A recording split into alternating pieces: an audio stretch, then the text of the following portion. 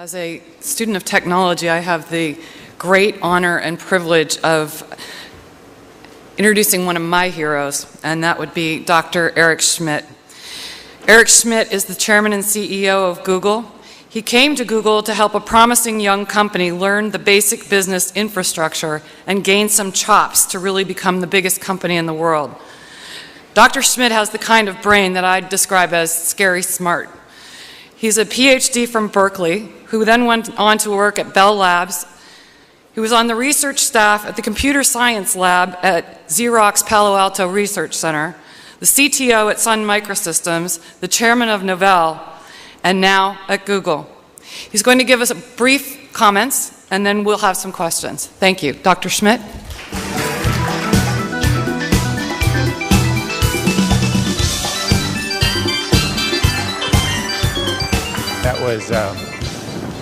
That was much too generous. I wanted you all to know, and thank you for having me, that the room that we're in is actually quite historic, because between the years 1990 and 1995, literally this ballroom was the scene of the conferences where much of the personal computer industry and the internet was planned.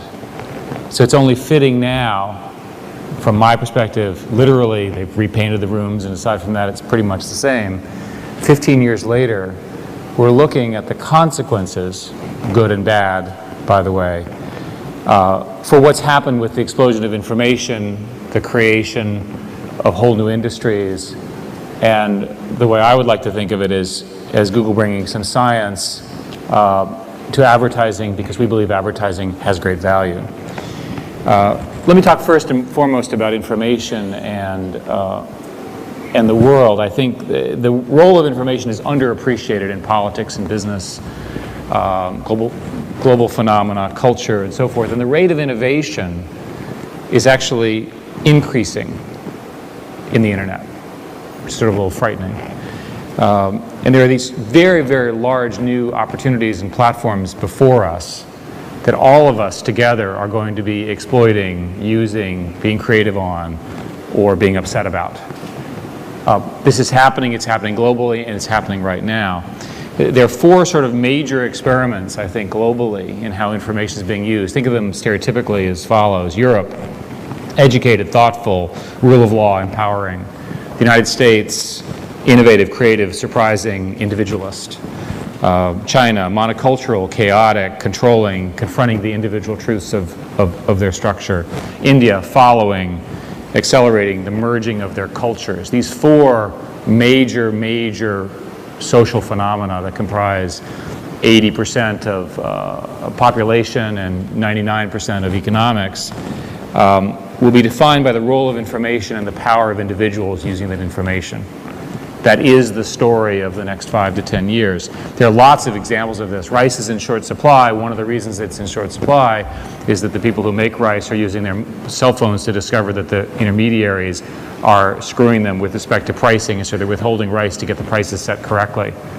Who would have thought? People on boats who are doing tuna fishing are choosing which port to go using their mobile phones or internet connections, satellite connections, to determine where they get the price for their fish. You don't need to think about the internet without thinking about the three presidential candidates we seem to have today, each of whom have had their troubles with YouTube, stories on the internet, and perhaps some issues with the things that they said or did. Each of these are illustrative of the fact that there is a next universe coming, and at Google we're trying to build some of the atoms that people can build these things out of. And it's very important to also understand that these are not zero-sum games. There's a logic in business where everybody says, well, if I take from here, I lose from there. This is positive. It's plus positive. That these new platforms, new innovation, and new services, in fact, create new opportunities for advertisers, new opportunities for information, and new opportunities for people to have great lives.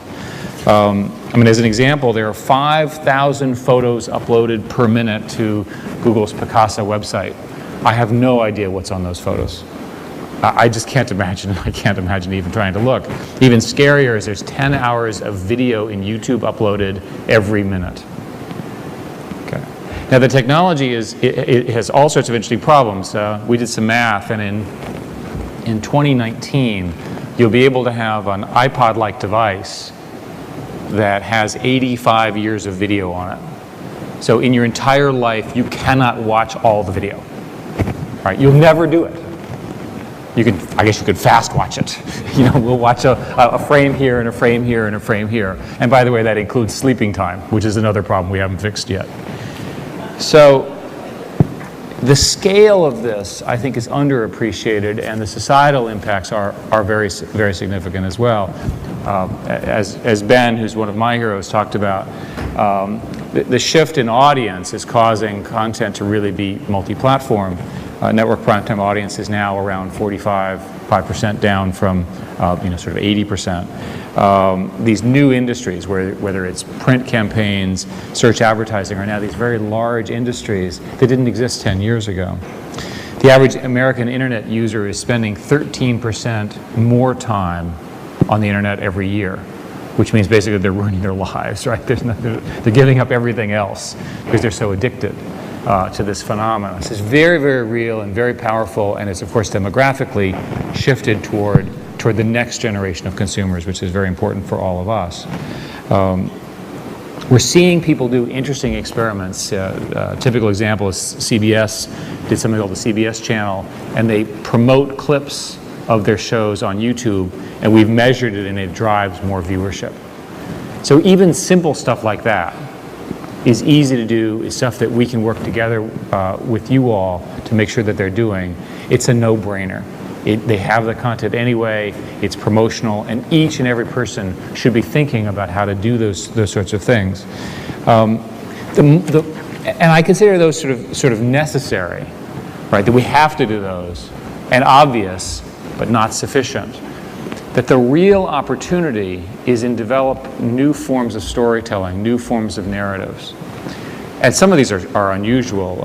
An example is that there's a show called 21 Steps, which is based on an adventure novel called 39 Steps. I don't know why it's 21. And it's an online novel where each chapter unfolds as a backdrop of Google Maps. Google Maps is an amazing, amazing growth property for us. And of course, the story is around a location. It's a narrative, it's a story, there are things going on. If you think of it from an advertising perspective, there's lots of advertising that you can do which will be geocentric. It makes perfect sense. There are lots of people working on new formats, new short episodes. There's a comedy skit called Smosh, which is done by these two guys who are very unusual. And they've done 45 videos, 3 to 6 minutes long, and they're the number one most subscribed channel. They have as many viewers as the major networks do now. So again, this is happening, and it's happening right now. But even scarier is the fact that in 2007 in Japan, the top 3 books over the year were first delivered on mobile forms and read on people's mobile devices. And only after they were hugely successful were they turned into print books. So there's an example of the inflection point. There's the example where, in fact, the popularity was done in a different format and ultimately moved into a more traditional monetization strategy. Of course, it makes sense if you spend some time in Japan. Why are they doing it on mobile phones? Because they spend all the time in the subway and they have to read something. But it makes sense that that's a model that we can exploit. If you think about what you can now do with this, you have a great deal of analytics and tools and so forth that we've never had before. And you can obviously mine this for many, many different reasons. We have things like Google Trends, and people can watch contests and so forth and watch what happens. You can see the popularity of things, and we work with people, advertising agencies work with people to sort of understand what's popular and what's not. We're also beginning to look at this as a television problem. And television, of course, all of us understand the importance of television. It's sort of one of the great sources of information and entertainment for people worldwide. It's still the most important in many, many ways. And the advertising part of it can also be measured. As we were talking earlier, the inevitability of this. Because the set-top boxes are computers and those computers are connected to the internet, all of a sudden it's a programming problem, and we can actually, and my kind of programming, and we can actually measure what's going on. So we've been doing experiments. We have some partners, including EchoStar. According to our research, most people seem to watch TV pretty passively 40% of the viewers almost never tune away from the commercials, and 20% of the viewers almost do, and usually within 5 seconds of the commercial starting. Now maybe you already knew that, but I didn't. But that's an example of the kind of data that, when properly analyzed, can be used to really do much better ad targeting. And there are many other examples. And because our computers, serving as ad insertion engines, if you will, sort of the underlying technology, can talk to these set-top boxes, there are many, many interesting things that we can do. We can obviously also use it to broaden the reach of the show and how it works with respect to the internet and other modalities, mobile phones, texting, and that sort of thing. So my thesis now is that we're going to see a shift in our joint industry, because we're in the advertising industry, all of us, in a way that is similar to what happened in finance in New York in the 1970s. A set of scientists and mathematicians, in finance's case, developed new metrics. And all of a sudden, a whole generation of analytical people joined those firms, and they were able to maximize efficiency, profit, and so forth, and in my view, probably to excess, looking at what's going on this year.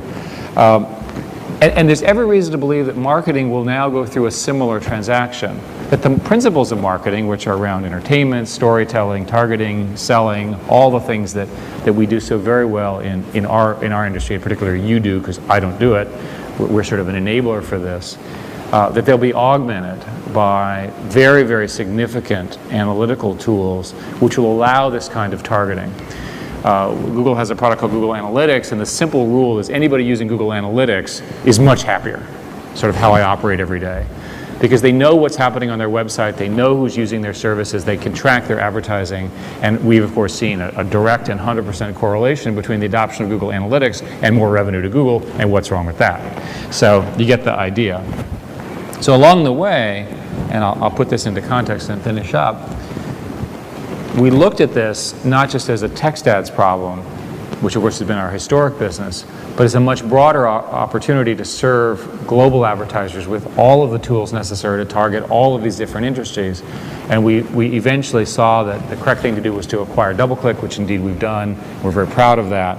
And of course, what happens by virtue of acquiring DoubleClick is we can make more inventory available to DoubleClick advertisers, many of whom are your customers. We can make more ads available to DoubleClick publishers, and we can basically get the integration of all of these tools and services to really take them to the next level. So if you think about it, our goal here is to deliver actionable metrics that make it easier for people to optimize their campaigns. And that's true across every media type and every single platform that we're doing. I'll give you some examples of some of the things going on. Cadillac did click-to-play video ads. And they did 13 different versions, and they tried them in 78 different markets, and they proved the correlation between demand and, in fact, dealer demand with viewing the ads. And click-to-pay video ads is a brand new advertising format. Now, how much is that going to scale? We don't know. We're busy measuring it and doing trials there. YouTube is doing some interesting things. An example is that Chrysler, again using cars as an example because it's an obvious one for all of us to understand, you could customize your Chrysler 300, but they did it as a contest. Again, drawing viewer engagement, drawing a story, so forth and so on. So all of a sudden, it all makes sense. Honda sponsored a concert, a series last year with a band called Fall Out Boy, which I'm not familiar with, thank goodness. And we built a gadget, one of these sort of atoms in the next universe. And this gadget included the ability to ask the band questions, again sponsored in this case by Honda, and then the band did video responses and interacted and so forth with their fan base. Again, this is the kind of stuff that you can do in this new paradigm that was just not possible in any of the earlier technologies. And I think these models are going to be the ones that will really evolve to be the defining models for advertising over the next 10 or 20 years. Now, the good news is that the application of analytics and the application of tools is exactly what the customers that I've talked with that you serve really want you all to do with them. They want the creative, they want the analytics, and they want the tools. Our job is to do a piece of that. We're not creative, we're sort of boring, which is perfectly fine with us.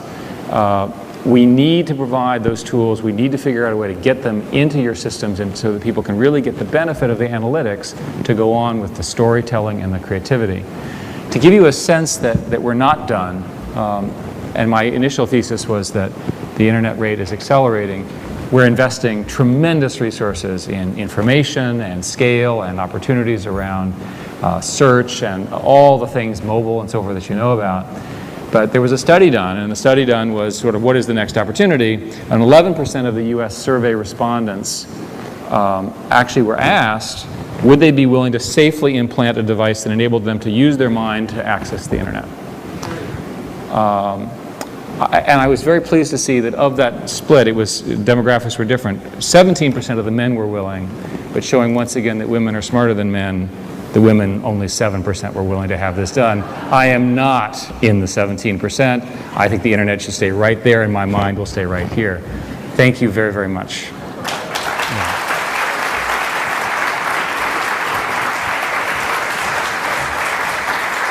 So this is a really rare opportunity. We have time for a couple of questions. What we did was I'm going to turn it over to the audience in a second, but we actually sent out an email asking for people to ask questions ahead of time.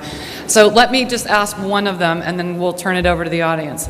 Notwithstanding your current efforts to work in peace with advertising agencies, when you look into a crystal ball, what does the advertising industry look like 10 years from now?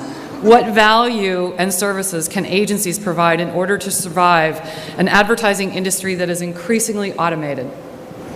Well, a very good question. I think it's obvious when you talk to the customers that advertising agencies will be growing very dramatically because customers are confused. Right?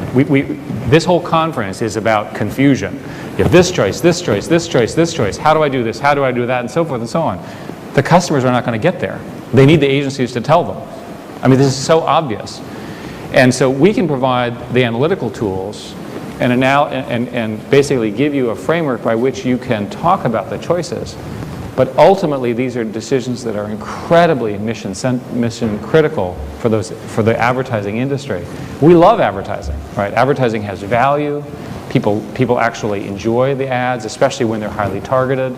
There's every reason to believe that this new narrative form that I'm talking about in targeted ads, whether they're video ads and other kinds of ads, especially if they're user-generated, is going to provide a whole new set of complexity and opportunities for advertisers, especially the viewer engagement stuff and embedding things and so forth in videos. So I think that the opportunity is very, very strong, and it's fundamentally because there's more choices.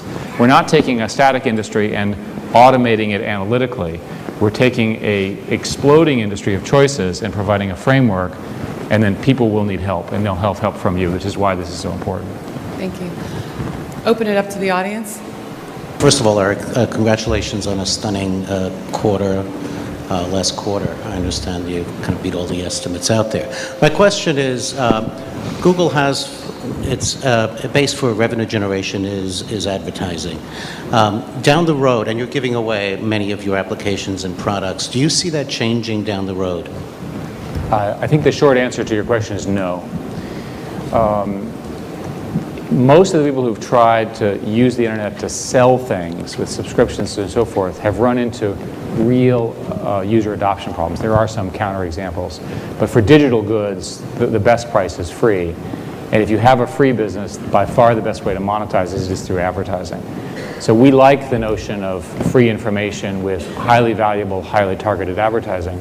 One way to think about it is what's our long-term goal? And what I'd like you to do is when you search, I'd like you to enter a query and have us give you exactly the right answer with exactly one correctly targeted ad.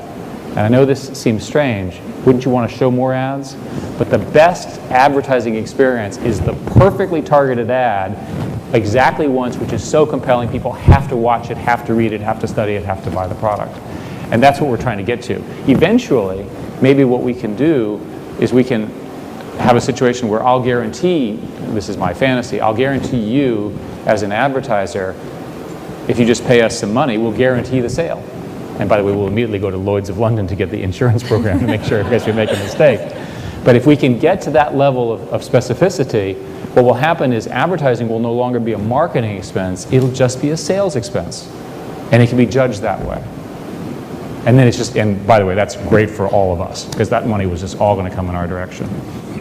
You mentioned the U.S. presidential candidates, and I'm curious, in your view, who you think is the most digitally savvy and why? I'm not going to get anywhere close to Great that question. Each of them have made at least strategic errors with respect to the internet, or their associates have. For many years, I've thought that the internet would affect American politics.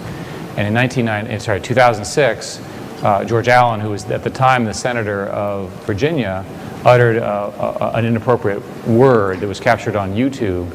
And in a very tight race, his misbehavior, from my perspective, cost him the Senate. Well, that switched the Senate from Republican to Democratic. A month later, Speaker Pelosi wanted her colleague, who had been involved with the Abscam scandal, to be the number 2. And because of the video's resurfacing of what was a bad time and bad choices that he'd made 30 years before, he was ultimately not put in the position that he'd worked so hard to get to. So the reality is that if you're a political leader, you pay attention a lot to these, and some of them will pay attention literally out of fear. Fear that they'll be caught, fear that they'll make a mistake, or fear that somebody will do something bad to them.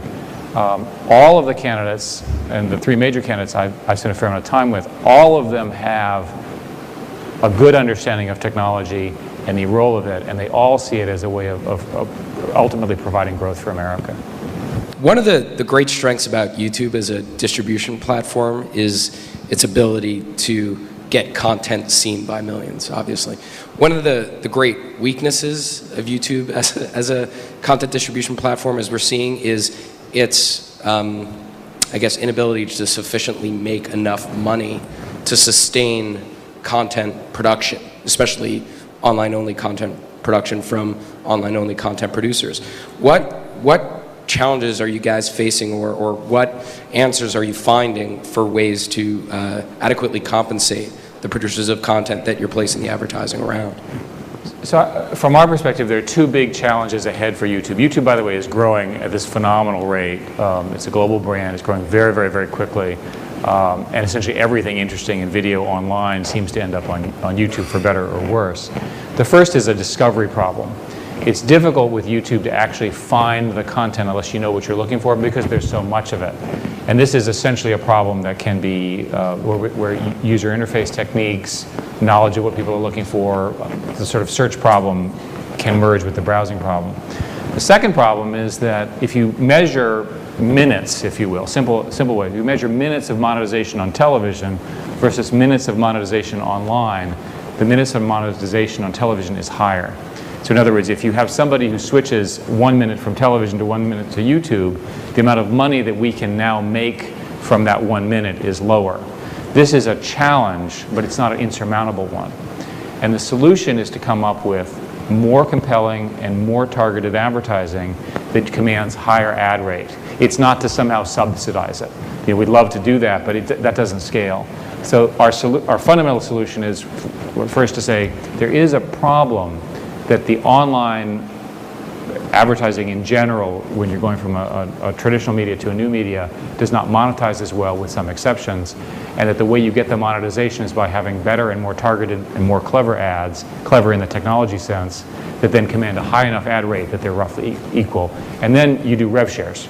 And in our model, the vast majority of the revenue goes to the creative people and the distribution partners, and that problem we hope to get fixed very, very soon, in some number of months, literally. Great. Thank you so much. Thank you guys very much.